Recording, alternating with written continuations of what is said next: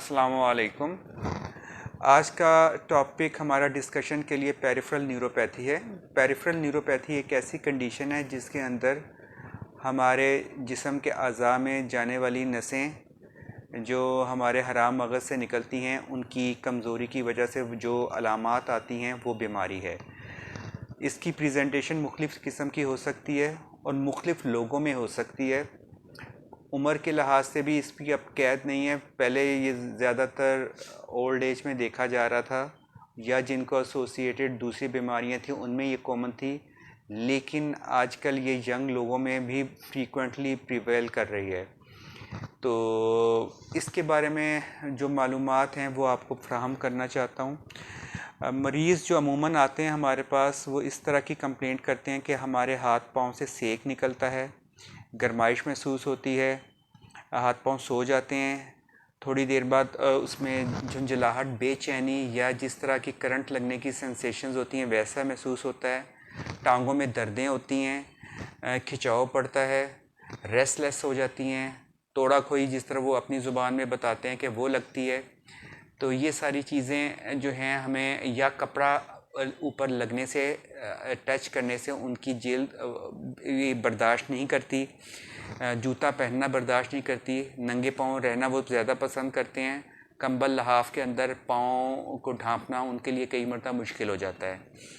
तो कहने को तो ये एक ज़रा इतनी अहम हम इसको नहीं तसव्वुर करते, लेकिन कईयों के लिए इंतहाई ये तकलीफ़ दे चीज़ होती है इससे गुज़रना और इसको बर्दाश्त करना। तो इसके अंदर जो एक मतलब डीजेनरेटिव चेंजेस या नसों की कमज़ोरी की वजूहात को पहले हम मद्देनज़र रखते हुए फिर हम बता सकते हैं कि हम इसमें कितनी बेहतरी लेके आ सकते हैं, कितना अपने इसको बेहतर करने की कोशिश कर सकते हैं और इसकी अमूमन वजूहात क्या हैं।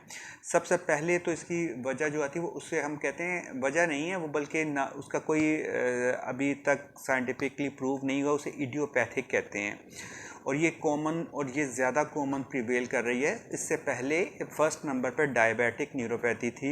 डायबिटिक वालों में या शुगर के मरीज़ों में इसका होना बहुत ज़्यादा कॉमन था, लेकिन आजकल ये जो है शुगर से के अलावा भी बहुत सारे मरीज़ों में ये पाई जा रही है। शुगर के अलावा जो इडियोपैथिक हो गया, शुगर हो गई, इसके साथ ब्लड प्रेशर हो गया, इन मसाइल के साथ चौथे नंबर पे मल्टीवाइटमिन डेफिशिएंसीज़, हमारे अंदर ख़ुराक के अंदर कुछ तब्दीलियां ऐसी और जिसके अंदर हम जो कुछ डेफिशिएंसीज़ जो हमारी नसों की नशोनुमा के लिए ज़रूरी होती हैं उनकी डेफिशिएंसीज़, हमारा एक ही तरह के स्टाइल में बैठे रहना, काफ़ी देर तक दबाव पड़ना, हमारी हड्डियों का कमज़ोर होना, हड्डियों के दबाव होने की वजह से नसों के ऊपर दबाव आता है और वो उनमें बेचैनी और ये केवल कैफियत नमूदार हो जाती है। इसके अलावा कुछ और भी बीमारियां हैं, मिसाल के तौर पे यूरीमिया या गुर्दों के मसाइल हैं, उनमें भी ये आ सकती है और कुछ हार्मोनल प्रॉब्लम्स हों उनमें आ सकती है। मोटापे के साथ इसका ताल्लुक़ हो सकता है और कुछ अद्वियात के साथ भी इसका ताल्लुक़ हो सकता है कि कुछ दवाइयाँ जो हैं इसको बढ़ाने में मदद कर सकती हैं। तो ये अब हम अगर कैटेगराइज करें तो पेशेंट हमारे पास डायरेक्ट इस कंप्लेंट के साथ और एसोसिएटेड दूसरी कंप्लेंट के साथ बहुत फ्रीक्वेंटली आ रहे हैं और इसके लिए हमें मुख्तलिफ ड्रग्स हैं जो हमें उनको देनी पड़ती हैं।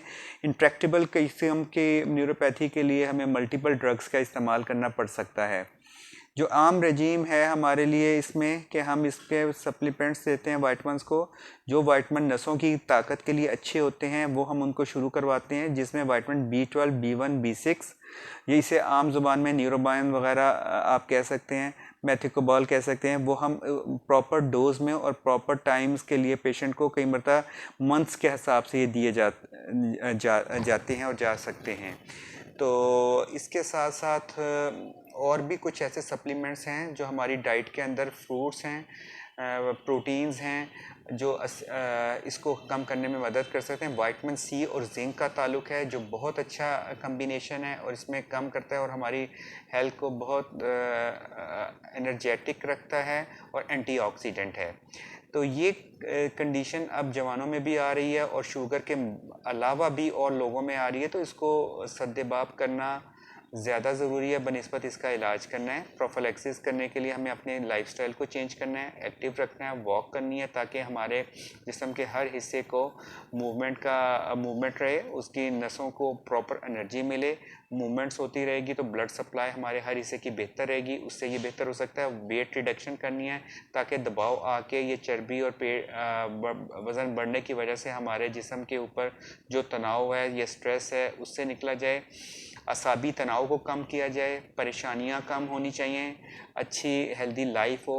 स्मोकिंग और इससे रिलेटेड जुड़े हुए दूसरी जो नशे आवर अद्वियात हैं उनको लाजमी छोड़ना चाहिए। डॉक्टर के मशवरे के बग़ैर सप्लीमेंट्स और मेडिसिन्स जो कुछ डॉक्टर्स को भी नहीं पता होता कि हम ये मेडिसिन दे रहे हैं और उसके साइड इफ़ेक्ट्स के तौर पे और नमूदार चीज़ें हो सकती हैं। अगर कोई चीज़ किसी दवाई के इस्तेमाल के बाद वो ज़्यादा बढ़ जाती है तो उसको ज़रूर मद्देनज़र रखना चाहिए।